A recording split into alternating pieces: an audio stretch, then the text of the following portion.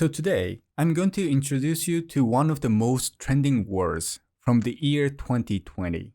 Okay. Yeah, and it's mostly used online or when you're texting with someone. So the word of the week is Pien. Pien.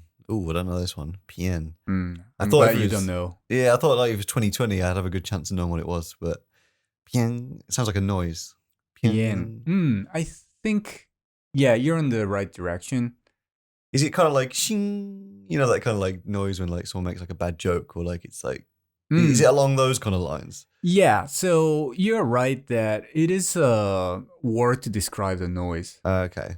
Pien. It's not that fast. Pien. Pien. Yeah, the speed matters too. Sounds a bit Italian. Pien. But what noise is that?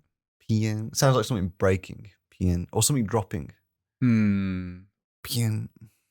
Yeah, that's not the answer, but still, it's not a happy thing. Heartbreak. Your heart breaking. Getting close. Could you give me an example sentence? Yeah, so something like, oh, I broke up with my girlfriend, Pien.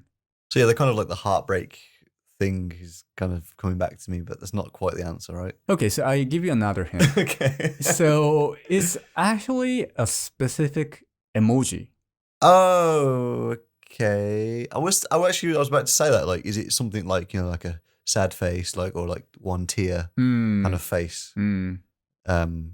Which almost seems like a bit jokey sometimes, you know? I don't know which specifically though. There's so many emojis. yeah, that's right. But I guess you have seen that emoji before. If you've, you know, I mean, and you did live in Japan for the entire year last year. And this emoji has been popular in Japan for the last few years, a couple of years. Yeah. So I give you the answer. So in English, this emoji is called the face with pleading eye. Okay. Have you seen this one? Yeah, I've just searched it now, and yeah, I know. Yeah, it's kind of like, you know, like kind of like sad dog face or something like that. You know, like, it's not like you're crying, but you have tears on your like puppy eyes. Yeah, puppy eyes. Yeah. Like, ooh, like don't tell me off, like you know, something like that. Interesting. Okay, so what's the story behind Pien in Japanese? So when people cry in Japanese expression, we describe the noise as when. When. Oh, okay. Like okay. And well, that's quite standard. You know, this word has been around for this expression has been around for many years. So yeah, the basic word for describing someone's cry or crying sound is when. You know, and when the first sound u changes to b, then it becomes heavier. So it describes that someone is crying even more seriously. Yeah. But if on the other hand, u sound is changed to p, then it's less serious. Yeah. It does make a lot of sense because if you think about like P is quite like a high pitched noise. U is middle, and then but it's quite like it's got like bass to it, right? Yeah, I think so. So I don't know if that's the actual reason behind it.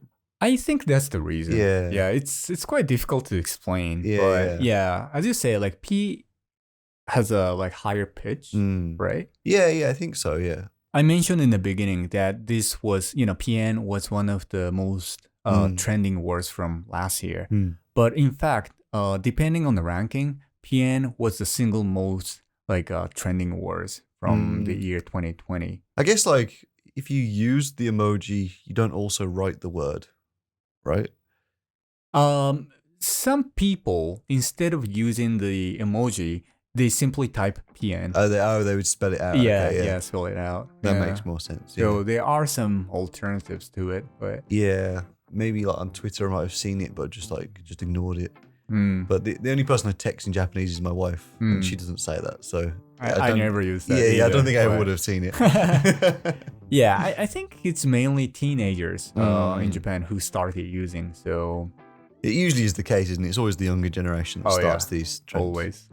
And us old boys are left in the confusion. I mean, we're not like forced to use it, right? Of course, yeah. But yeah, I think it's good to know.